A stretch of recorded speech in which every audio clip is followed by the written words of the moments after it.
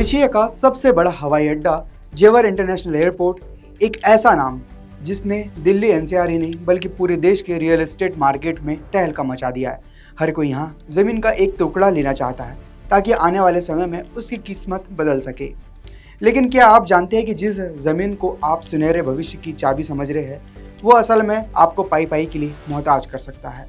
जेवर एयरपोर्ट के नाम पर इस वक्त दिल्ली एनसीआर का सबसे बड़ा ज़मीन घोटाला और फर्जीवाड़ा एक्टिव हो चुका है।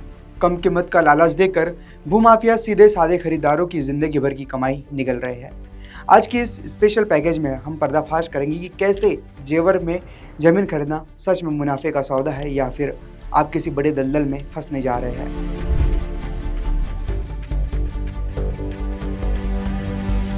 नमस्कार, मेरा नाम है आयुष और आप देख रहे हैं ONOG न्यूज़। सबसे पहले यह समझते हैं कि आखिर जेवर के आसपास इतनी दीवानगी क्यों मची हुई है। जेवर सिर्फ एक एयरपोर्ट नहीं बल्कि यह एक पूरा इकोनॉमिक जोन बनने जा रहा है। इकोनॉमिक जोन क्यों कह रहे हैं, पहले इसे विस्तार से समझिए। इसका पहला पॉइंट है कनेक्टिविटी। जेवर airport Yamuna expressway, eastern peripheral expressway और आने वाली पॉड टैक्सी, मेट्रो और रैपिड रेल इसे दिल्ली, नोएडा और आगरा से जोड़ने वाले हैं। दूसरा पॉइंट है रोजगार के अवसर। यहाँ पास में ही upcoming film city, medical device park और टॉय पार्क जैसे बड़े बड़े इंडस्ट्रियल हब बन रहे हैं। और आखिरी पॉइंट है कीमतों में उछाल। पिछले 3 से 4 सालों में यहाँ ज़मीनों के दाम 2 से 3 गुना तक बढ़ चुके हैं और जानकारों का मानना है कि आने वाले समय में यह निवेश और भी कई गुना रिटर्न दे सकता है। यही वजह है कि बड़े बड़े इन्वेस्टर्स से लेकर मिडिल क्लास परिवार तक कोई यहाँ ज़मीन खरीदना चाहता है। लेकिन इसी भारी डिमांड और फोमो यानी फियर ऑफ मिसिंग आउट का फ़ायदा उठा रहे हैं ज़मीन के सौदागर यानी कि भूमाफिया यहाँ पर फर्जीवाड़ा कर रहे हैं। बता दें, जेवर के आसपास फर्जीवाड़ा के मुख्य रूप से 3 तरीके चल रहे हैं जिन्हें आपको बहुत ध्यान से समझना ज़रूरी है। इसका तरीका नंबर 1 है ग्रीन बेल्ट और कृषि भूमि को आवासीय बताकर बेचना। यानी कि यमुना अथॉरिटी के मास्टर प्लान के तहत बहुत सी ज़मीनें ग्रीन बेल्ट यानी कि जो कि पेड़ पौधे के लिए सुरक्षित है या खेती के लिए ज़मीन घोषित की गई हो, जहाँ कोई भी कंस्ट्रक्शन नहीं किया जाता हो। भूमाफिया ऐसी ज़मीनों को सस्ते दामों पर खरीदते हैं, वहाँ पर चूना डालकर फर्जी रास्ते बनाते हैं और लोगों को बेच देते हैं। तरीका नंबर 2 है यमुना अथॉरिटी की नोटिफाइड लैंड का खेल। सबसे खतरनाक खेल यह है कि सरकार ने एयरपोर्ट के आसपास के दर्जनों गांवों की ज़मीन को भविष्य के प्रोजेक्ट्स के लिए नोटिफाई कर रखा है। यानी सरकार आज नहीं तो कल इन ज़मीन को अधिग्रहण करेगी। माफिया लोग जानते हैं कि इस ज़मीन को सरकार ले लेगी, इसलिए वो भोले भाले खरीदारों को कम दामों में रजिस्ट्री करवा देते हैं।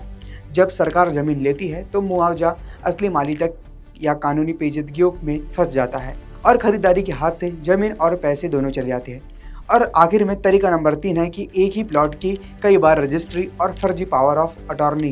क्योंकि मांग बहुत ज़्यादा है इसलिए जालसाज एक ही ज़मीन के फर्जी दस्तावेज तैयार करते हैं ताकि असली मालिक को पता भी नहीं होता और उसकी ज़मीन की पावर ऑफ अटॉर्नी यानी कि फर्जी बैनामा दिखाकर 2 से 3 अलग अलग खरीदारों से एडवांस या पूरा पैसा वसूल लिया जाता है। दोस्तों, भूमाफियाओं का सबसे बड़ा हथियार होता है कम कीमत और आसान किस्तें। जहां यमुना अथॉरिटी के लीगल प्लॉट्स की कीमतें आसमान छू रही है, वहीं ये लोग आपको 10 लाख में प्लॉट 20-20 हज़ार की आसान किस्तों पर ज़मीन और फ्री साइट विजिट का लालच देते हैं। लोग सोचते हैं कि चलो आज छोटा निवेश कर देते हैं, कल रेट बढ़ेगा तो बेच देंगे। लेकिन वे यह भूल जाते हैं कि अवैध रूप से कटी कॉलोनियों पर कभी भी यमुना अथॉरिटी का बुलडोजर चल सकता है। तो क्या जेवर में ज़मीन खरीदना छोड़ दें? नहीं, बिल्कुल नहीं। निवेश कीजिए लेकिन आंखें मूंद कर नहीं। अगर आप जेवर एयरपोर्ट के आसपास ज़मीन खरीदना चाहते हैं तो इसे 5 पॉइंट चेक लिस्ट को अपने दिमाग में लॉक कर लीजिए। सबसे पहला पॉइंट है रेरा और YEIDA अप्रूवल चेक लिस्ट करें। सबसे सुरक्षित तरीका है कि आप केवल यमुना अथॉरिटी के अलॉट प्लॉट्स या फिर यूपी रेरा से रजिस्टर्ड बिल्डर प्रोजेक्ट में ही निवेश करें। अगर कोई प्राइवेट कॉलोनाइजर है तो उसे रेरा रजिस्ट्रेशन नंबर में ज़रूर मांगे और उसका रेरा की वेबसाइट पर वेरीफाई करें। मास्टर प्लान 2041 देखें, ज़मीन किस जोन में आ रही है ये देखने के लिए यमुना अथॉरिटी का मास्टर प्लान 2041 ऑनलाइन चेक कर सकते हैं। सुनिश्चित करें कि ज़मीन रेसिडेंशियल या कमर्शियल यूज़ के लिए हो, न कि ग्रीन बेल्ट या इंडस्ट्रियल जोन में। 12 साल का लीक डॉक्यूमेंट और 143 सर्टिफिकेट मतलब धारा 143 सर्टिफिकेट उसकी है या नहीं। जिस ज़मीन को आप ले रहे हैं उसका पिछला 12 साल का रिकॉर्ड देखना बेहद ज़रूरी है कि वो ज़मीन पहले किसकी थी। साथ ही अगर खेती की ज़मीन है तो उसका धारा 143 मतलब लैंड यूज कन्वर्सेशन के तहत गैर कृषि उपयोग का सर्टिफिकेट जरूर होना चाहिए। अथॉरिटी से नो ऑब्जेक्शन सर्टिफिकेट यह सुनिश्चित करे कि जमीन सरकार द्वारा अधिग्रहित की जाने वाली लिस्ट में न हो। और आखिरी पॉइंट है कि सस्ते के चक्कर में न पड़े। अगर कोई आपको मार्केट रेट से आधी या बहुत कम कीमत पर जेवर एयरपोर्ट के पास जमीन दे रहा है तो समझ जाइए कि दाल में कुछ काला नहीं बल्कि दाल पूरी की पूरी काली है। लेकिन सावधानी हटी तो दुर्घटना घटी। आपकी बरसों की कमाई, आपकी मेहनत का पैसा सिर्फ एक गलत दस्तखत या एक लालच की वजह से डूब सकता है। इसलिए प्रॉपर्टी के डीलरों की चिकनी चुपड़ी बातों में आने के बजाय खुद सरकारी दफ्तरों और वेबसाइट्स पर जाकर जांच पड़ताल करें। बहरहाल आपको यह जानकारी कैसी लगी हमें कमेंट बॉक्स पर ज़रूर बताएं। वीडियो को लाइक शेयर ज़रूर करें और देखते रहिए ONOG न्यूज़। नमस्कार।